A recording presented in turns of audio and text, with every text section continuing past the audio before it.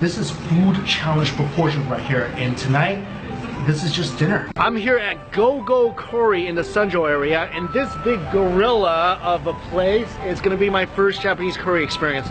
Let's go. And just like the ramen place, there's a machine right at the entrance of the restaurant where you order all your curry. And I'm going for the #1 item, pork katsu curry. And of course, I'm gonna get extra large size. Actually, just changed my mind. They told me this is a combination of pork and chicken, and it's extra large. Going for this one.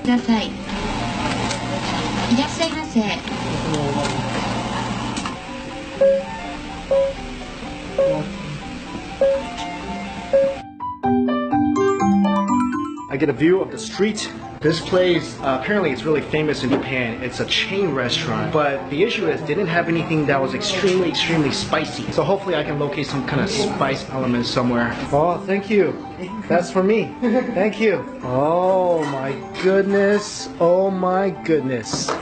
Look at this gigantor. Cabbage, pork katsu, chicken katsu, 4 sausages, eggs, curry everywhere, all on top of a bed of rice and cheese. This is food challenge proportions right here, and tonight, this is just dinner. Look at this oversized service tray it's being presented on. And this thing weighs, I feel like, a minimum 5 pounds. It is beautiful though. The chicken and pork katsu is nice and crispy and golden on the outside. They look tender and juicy on the inside. The 4 sausages here, hope they actually taste like sausages and not hot dogs. You got 1 whole egg sliced, a ton of cabbage, and 2 shrimp tempuras. Let's dig into this, guys. Take away the cabbage, and below is just a mountain, like Mount Fuji-esque mountain of rice. And I've got cheese as well. Also, I ordered extra gravy, so let's dump this on.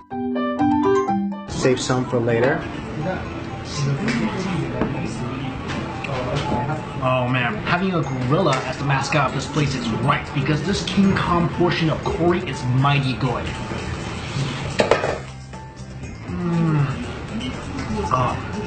The curry is nice and thick. It's a little peppery, not too spicy. I wish there was pepper I could dump on this, but I feel like for the average person, this is spicy enough.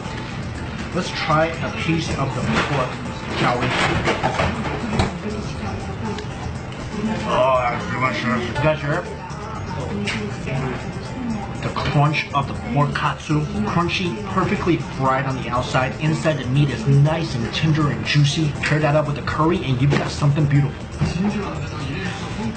Let's take a bite of this shrimp tempura. Again, so nice and crispy on the outside. Oh, the inside just melts. Let's try the chicken.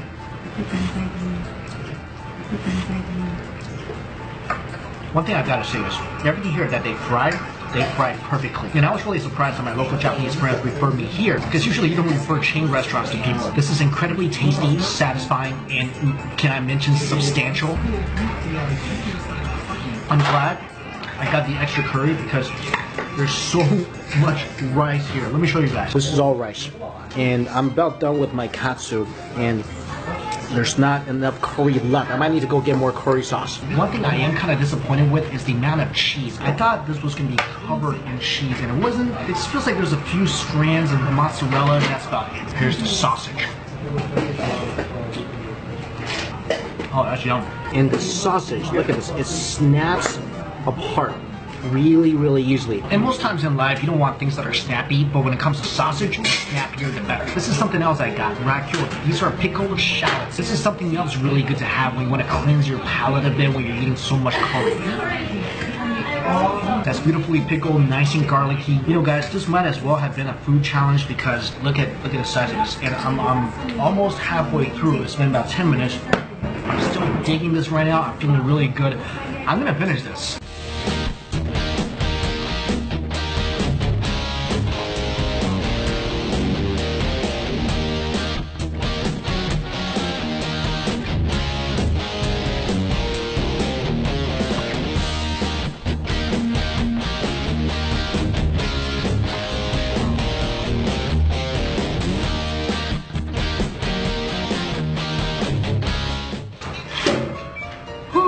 That curry was definitely delicious, and I took a big chunk out of it. there's just not enough curry sauce with all the rice that's on here. So I don't know if I can finish that little last bit, but hey, you're lucky, man.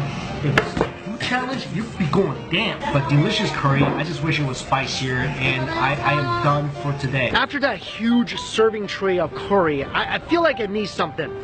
Need some dessert, and I'm thinking matcha. So I'm at the Green Cafe Style here in Sunzhou, and what caught my eye about this place, besides the lovely ice cream and this beautiful cake, is this gold matcha ice cream. Really? Not saying I ever want to eat gold, but I'm just saying, that was eye-catching. This dessert I'm gonna have is gonna taste golden, literally.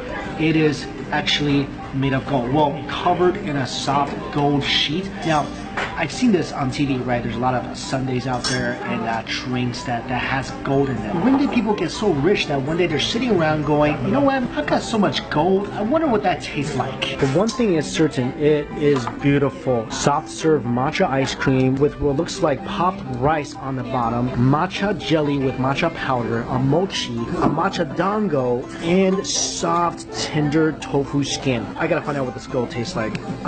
Look at this. This gold just dissolves with the ice cream. I was honestly actually considering whether if I should just like scoop up all the gold and just sell it somewhere. But here it is, my first time eating gold. And it tastes just like matcha because it has no flavor. I mean, what's gold supposed to taste like? Let me try to scoop up a little bit of gold on its own. There I go.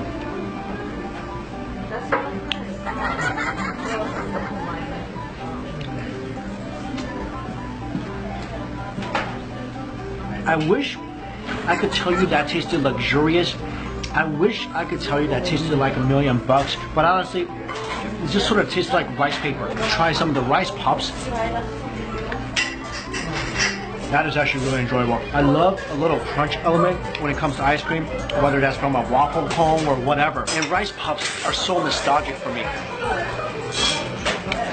I remember when I used to live in China, the rice pop guy would come every so often with this ginormous machine, and what you would do is you would take your rice from your house down to him, and he would pop it like popcorn, and then he would sprinkle a little sugar on it, and that would be our version of, like I mentioned, popcorn. Let's try some of this matcha jelly.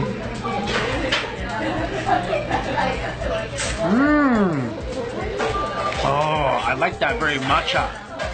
No. Sorry. This jelly is very smooth, huge matcha flavor. I love the way it breaks down in my mouth, almost like half jelly, half pudding. And I never had tofu skin as a dessert item before. Gonna eat that with a little bit of ice cream.